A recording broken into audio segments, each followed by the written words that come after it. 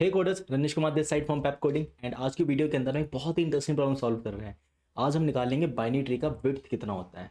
But ये width ना थोड़ा सा अलग है। जो हमने पहले वीडियो बनाई थी width of a binary tree, उसमें एक्चुअली में शेडो निकालते थे कि एक बाइनरी ट्री का मैक्सिमम विड्थ कितना हो सकता है। यहाँ पर ना शेडो की डेफिनेशन थोड़ी सी अलग है। देखते हैं जरा प्रॉब्लम।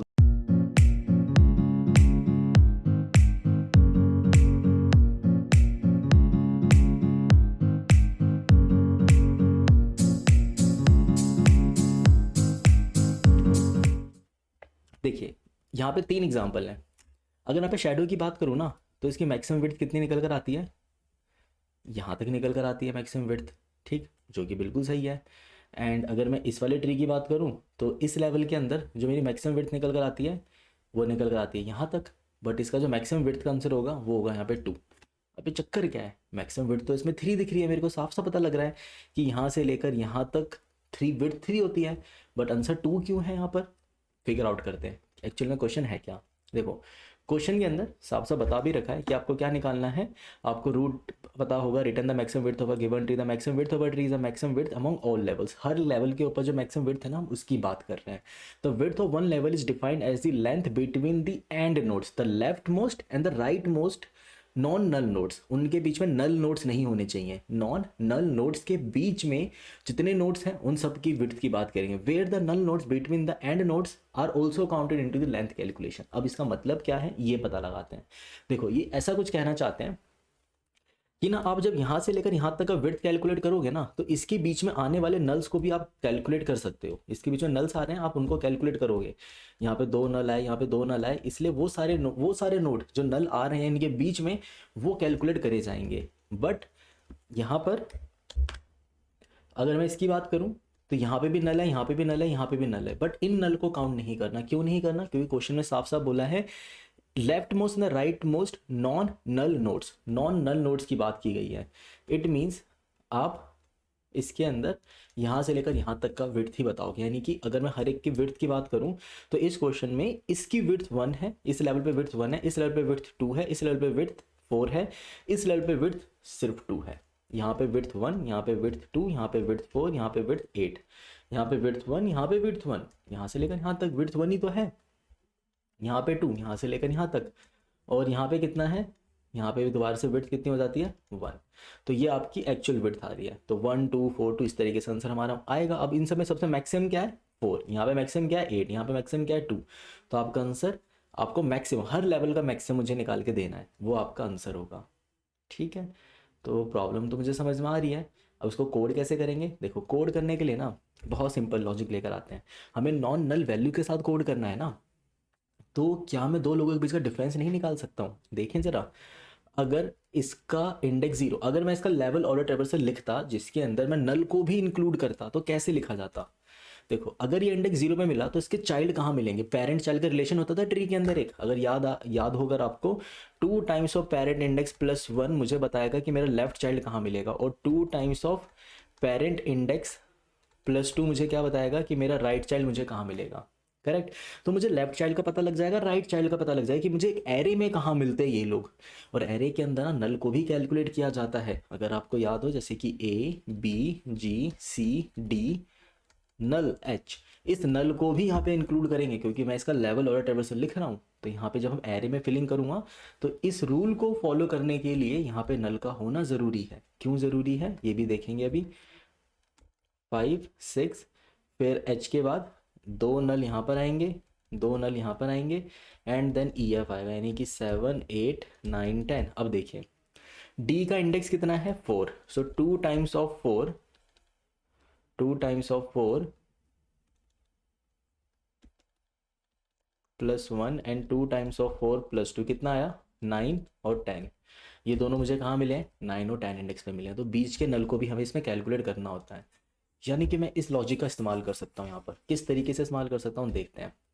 ए का इंडेक्स 0 है, तो मेरे पेरेंट, मेरे जो दोनों चाइल्ड हैं 1 2 पे मिलेंगे। अगर मेरा इंडेक्स 1 है तो ये मिलेगा 3 पर, ये मिलेगा 4 पर, और ये मिलेगा मुझे 2 का लेफ्ट चाइल्ड मुझे मिलना चाहिए था 5 पर, बट नल तो है ही नहीं, तो मैं सीधा राइट चाइल्ड का लिख दूँ, ये मुझे 6 पर मिलेगा। अगर मेरा इंडेक्स 4 है, सो 2 टाइम्स ऑफ 4 प्लस 1, ये 8, ये 9, 2 टाइम्स ऑफ 4 8 प्लस 1 9, सॉरी ये होगा 9, और ये हो जाएगा 10, 9 एंड 10।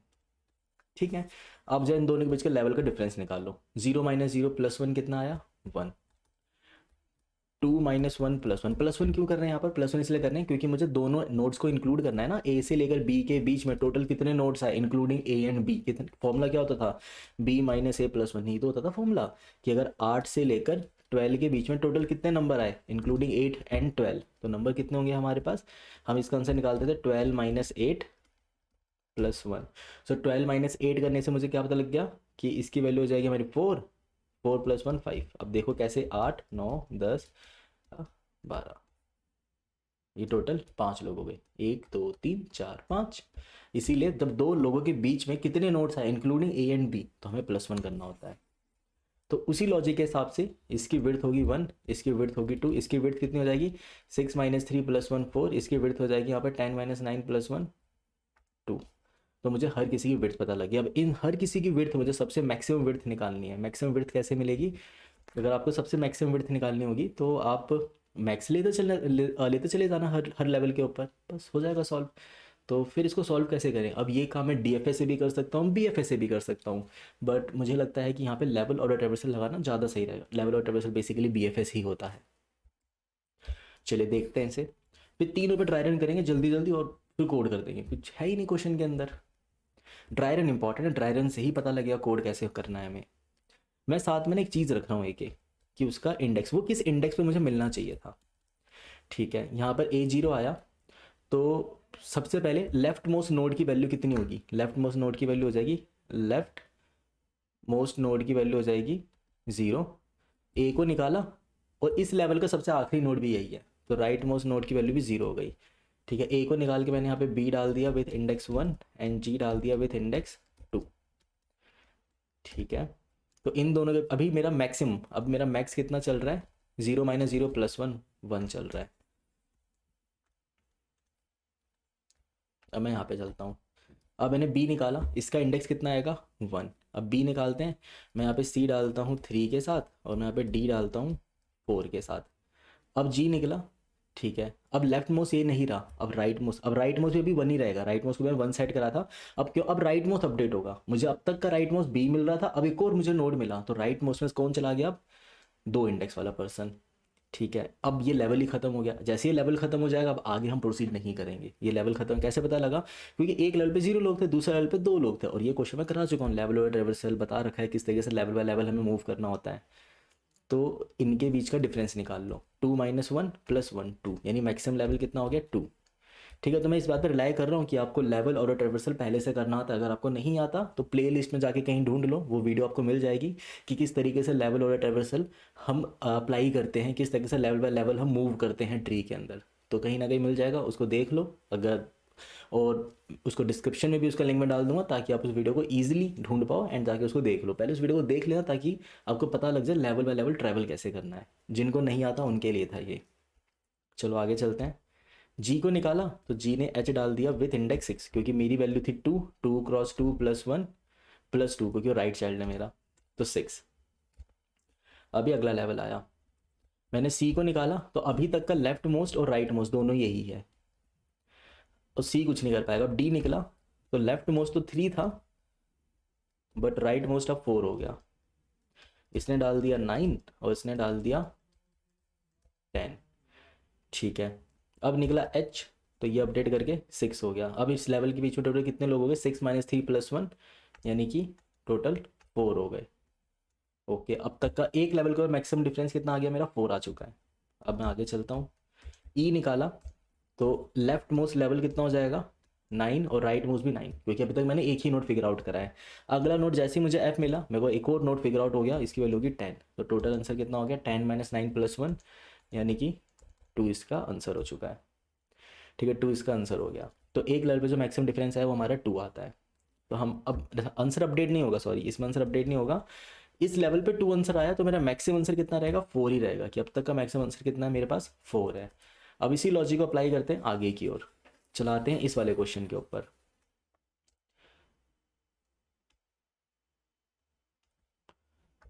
चलिए इस वाले क्वेश्चन में चलाते हैं। तो 0, तो इसके लिए अप्लाई करते हैं यहाँ पर एक तो मुझे मैक्स अपडेट करना है, लेफ्ट मोस्ट राइट मोस्ट, ये मैंने डाला। इसको निकालेंगे तो लेफ्ट मोस्ट राइट मोस्ट भी यही। ठीक है, अब इसने डाल दिया बी 1 के साथ और सी 2 के साथ, ये अगला लेवल। और मैक्स कितना हो गया 1। अब बी निकलेगा, बी क्या करेगा, डी को डाल देगा 3 के साथ, और अगला राइट तो नल ही रह गया। ठीक, तो उसको डालने की जरूरत है, नल को डालने की जरूरत नहीं होती है। 7 के साथ लेफ्ट मोस्ट और राइट मोस्ट अपडेट कर लो। अब आपने निकाला सी। अब जैसे ही आप सी निकालते हो, सी ने क्या करा, राइट मोस्ट को अपडेट किया, लेफ्ट मोस्ट अपडेट नहीं होगा। अब जो भी नोड आएंगे, क्योंकि मैं राइट साइड की ओर मूव कर रहा हूँ, तो मेरा राइट मोस्ट ही अपडेट होता चला जाएगा। तो राइट की ओर मूव करोगे तो राइट वाला नोड ही आपका हर बार अपडेट होगा। जो सबसे पहला नोड होगा वो आपका लेफ्ट मोस्ट नोड होगा। अब इधर आएंगे हम, सी डाल देगा ई को कितनी वैल्यू के साथ, 2 क्रॉस 2 प्लस 2 6 के साथ। चलो आगे चलते हैं। अब डी निकाला तो इसने मेरा लेफ्ट मोस्ट, अच्छा लेवल कितना हो गया मेरा यहाँ पर 2, मैक्स वैल्यू कितनी होगी 2। अब लेफ्ट मोस्ट की वैल्यू हो जाएगी यहाँ पे 3 और राइट मोस्ट की भी 3, क्योंकि अभी तक मेरे एक ही नोड मिला है, तो मेरे लेफ्ट भी यही है और राइट मोस्ट भी यही है। डी डालेगा एफ को कितनी वैल्यू के साथ, 2 क्रॉस 3 प्लस 1। तो इसने एफ को डाल दिया विद लेफ्ट विद वैल्यू 7। चलो अब निकला ई, तो इसने क्या करा, राइट मोस्ट को जाके अपडेट करा। तो 6 माइनस 3 प्लस 1 इक्वल टू 4। तो मेरा मैक्स लेवल कितना हो गया, तो मेरा मैक्स अपडेट हो गया यहाँ पे हो जाएगा 4। एक लेवल ख़त्म हुआ। अब हम आगे चलते हैं। अब मिला मुझे, अच्छा ई ने डाल दिया होगा जी को विद वैल्यू 2 क्रॉस 6 प्लस 2, ये वैल्यू हो जाती है हमारे पास 14। चलो अब आगे चलते हैं। अब हम इस लेवल के ऊपर आए। अब यहाँ से एफ जैसे ही मैंने निकाला, एफ निकलेगा 7 के ऊपर, ये भी 7 के ऊपर। एफ कुछ नहीं कर पाएगा, फिर जी निकाला, जी को डाला मैंने 14 के ऊपर, तो वैल्यू होगी 14 माइनस 7 प्लस 1, कितना हो गया 7 प्लस 1 इक्वल टू 8। तो मेरा मैक्सिमम लेवल कितना आ रहा है यहाँ पर, 8 आ रहा है। बिल्कुल इसमें भी सही तरीके से वर्क कर रहा है, इसका आंसर भी 8 ही होना चाहिए था। चलो अब इसी चीज़ को एक और बार अप्लाई करके देखते हैं इस प्रॉब्लम के अंदर। तो आई थिंक अब आपको समझ में आ गई कोड कैसे करना है, मुझे तो समझ में आ रहा है कोड कैसे करना है। अब कोड करना बहुत ईजी हो जाएगा, बस इस प्रॉब्लम को अप्लाई करके देख लेते हैं। 0 0 0, यहाँ पे मैंने ए डाला 0 लेवल के साथ, इसको निकालेंगे तो मेरा मैक्स लेवल, एक लेवल के ऊपर जो मैक्सिमम विड्थ आई है भाई 1। अब ए ने किसको डाल दिया, निकाल अपने आप को ये रिमूव करेगा और ये डाल देगा अब बी को विद इंडेक्स 1 एंड बस, और कुछ नहीं कर पाएगा। बी को निकाला तो लेफ्ट मोस्ट भी यही है, राइट मोस्ट भी यही है, एक लेवल ही खत्म हो गया। तो बी निकल के सी डल जाता है विद वैल्यू, ये वैल्यू 3 के साथ, एंड डी डल जाएगा वैल्यू 4 के साथ। ठीक, मैक्स कितना आ गया, यहाँ पे अभी भी एक नोड ही रहेगा, 1 माइनस 1 प्लस 1 तो 1 ही रहता है। अब निकाला हमने सी, इसकी वैल्यू कितनी थी 3 3, फिर वैल्यू आती है डी निकलता है फिर 4 के साथ, और डी डाल देता है ई को 4 2 8 प्लस 2 10 के साथ।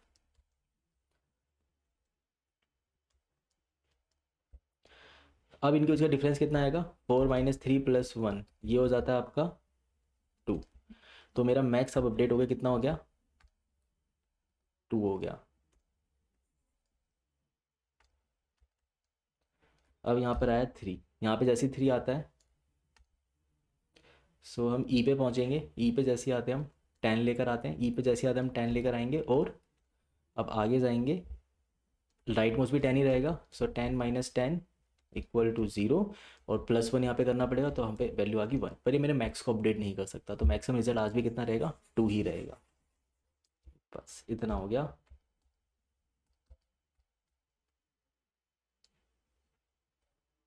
ठीक है, चलिए अब आगे बात करते हैं।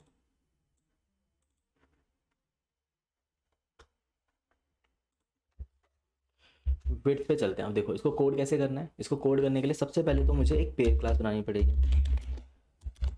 Static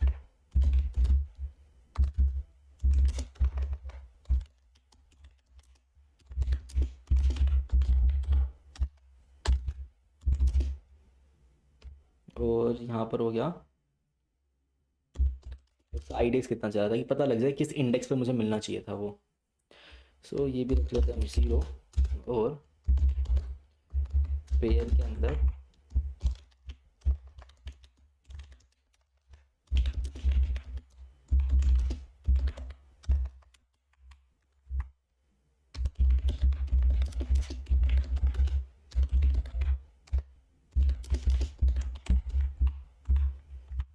this dot IDX। ठीक, अब बात करते हैं width of a binary tree की। यहाँ पे हमें सॉल्व कैसे करना है। सबसे पहले तो एक क्यू बना लेते हैं, क्यू बनाएंगे उससे प्रॉब्लम सॉल्व हो जाएगी। Link list of pair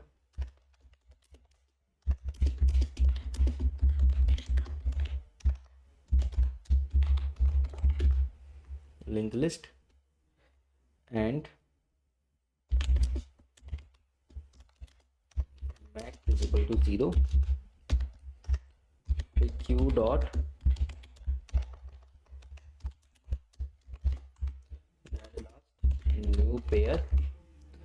new pair होगा इसके अंदर वैल्यू 0। वाइल लूप चलाएंगे हम कब तक, तब तक क्यू का साइज 0 नहीं होता।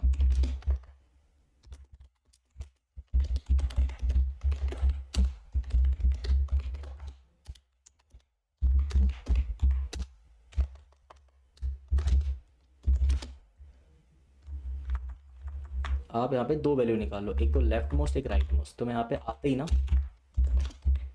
अपना लेफ्ट मोस्ट निकाल लेता हूँ, वो हो जाएगा मेरा q dot get first dot IDX। ये हो गया मेरे लिए लेफ्ट मोस्ट और ये हो जाएगा मेरे लिए राइट मोस्ट।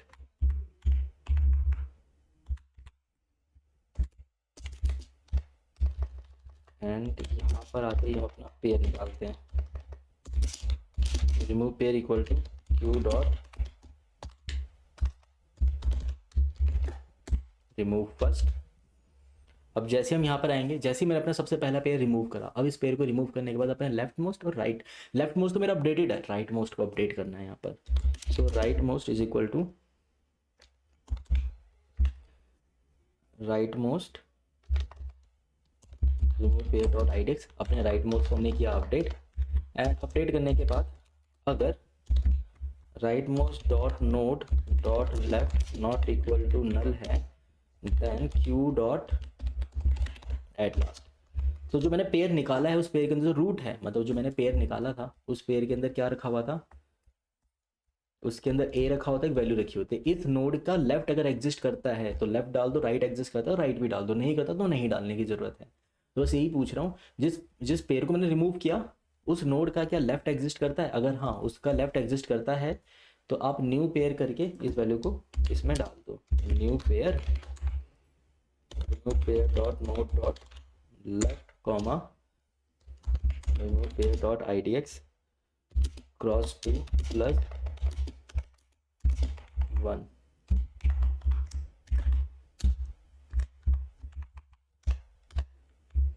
और यहाँ पर राइट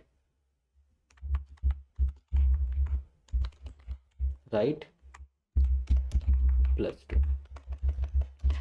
अब मैं जब इस वाइल लूप से बाहर आऊँगा तो इस वाइल लूप से बाहर आने के बाद मुझे अपने मैक्स को अपडेट करना है, जो कि होगा math dot max of right most minus में लेफ्ट मोस्ट प्लस 1। एंड इसके बाद यहाँ से रिटर्न कर देंगे हम अपनी मैक्स वैल्यू। ठीक है, तो कोड हमारा हो चुका है कंप्लीट। एक बार इसको देख लेते हैं ये चल रहा है नहीं चल रहा। Public static post class pair, जो बिल्कुल सही तरीके से वर्क कर रहा है। कोड हमारा हो रहा है पास। ठीक है, हमने क्या क्या करा एक बार उसको ध्यान से देख लेते हैं। सबसे पहले एक क्यू बनाया, क्यू के अंदर पेयर रखा, पेयर में दो चीज़ें नोड और IDX, कि वो जो एलिमेंट है अगर एक एरे पे मिलता तो किस इंडेक्स पे मिलता। फिर मैंने आते ही इसमें अपने रूट को ऐड करा, क्यू का साइज तो जीरो नहीं होता तब तक, क्यू मतलब क्यू का साइज तो जीरो तब तक आप उसमें से क्यू को चलाते रहो। तो सबसे पहले एलिमेंट निकाला, और वाइल लूप क्यों चला रहा हूँ, ताकि लेवल बाय लेवल प्रिंट हो, यानी कि एक लेवल पहले कंप्लीट हो, फिर अगला लेवल हो, फिर अगला लेवल, फिर अगला लेवल, एक लेवल बाय लेवल चीज़ चलने लग जाए। तो इसलिए वाइल के अंदर वाइल लूप चलाया है। लेफ्ट मोस्ट और राइट मोस्ट, क्योंकि अगर वो अकेला नोड है तो लेफ्ट मोस्ट भी मेरा यही है और राइट मोस्ट भी मेरा यही है। अगर मैं इस वाले ट्री में बात करूं, बताओ इसका लेफ्ट मोस्ट नोड क्या है, तो उसका लेफ्ट मोस्ट नोड भी ए है, राइट मोस्ट नोड भी इसका ए है। बट अगर मैं यहाँ पर बात करूँ, इसका लेफ्ट मोस्ट अभी कितना है, बी, और राइट मोस्ट भी इसका बी ही है। मतलब इस लेवल के ऊपर लेफ्ट और राइट मोस्ट यही है। बट जैसे ही दूसरा नोड आ जाता है तो लेफ्ट मोस्ट बी बन जाता है, राइट मोस्ट यहाँ पर सी बन जाता है। ठीक है। और जब तक इसका साइज जीरो नहीं होता तो remove pair Q dot remove first R P of index, R P of node dot left not equal to null है। तो अब क्या करो, क्यू के अंदर एट लास्ट करो न्यू पेयर, उसमें लेफ्ट डालेंगे और ये +1, फिर यहाँ पे +2, अपडेट करा और रिटर्न करा यहाँ से हमने मैक्स। बस यही इस प्रॉब्लम थी, काफ़ी इजी सी प्रॉब्लम है। तो जो दूसरी प्रॉब्लम थी, जो मैं जिसकी वीडियो मैंने पहले बनाई थी, width of a binary tree, वो एक्चुअल में शैडो था। उस शैडो का मतलब क्या होता था, क्योंकि उस टाइम पे बहुत बच्चे कमेंट आए थे कि भैया ये तो लीड कोड में पास नहीं हो रहा, तो लीड कोड की प्रॉब्लम है भी नहीं वो। अगर मैं इसकी बात करूँ तो यहाँ पर मेरी विड्थ आ रही है 4, यहाँ पे विड्थ आ रही है 3। ये विड्थ 3 नहीं है इसका आंसर, एक लेवल के ऊपर विड्थ कितनी है इसकी, 2।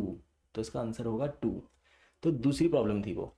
ठीक है, तो आई होप आपको वीडियो अच्छा लगा हो। इस वीडियो से आपको कुछ सीखने को मिला होगा। अगर आपको इस वीडियो से कुछ भी सीखने को मिला है तो इस वीडियो को लाइक करना मत भूलिएगा, और साथ के साथ कमेंट भी कर दो, बता दो यार कि वीडियो के अंदर आपको क्या सीखने को मिला नया, या इंटरेस्टिंग थी वीडियो या नहीं थी, इसके बारे में बताओ मुझे। एंड एट लास्ट, अगर आप इस चैनल पर नए आए हो तो इस चैनल को सब्सक्राइब किए बिना मत जाना, क्योंकि आपको ऐसे अमेजिंग कंटेंट मिलते रहेंगे यहाँ पर। ठीक है, मिलते हैं फिर नेक्स्ट वीडियो में।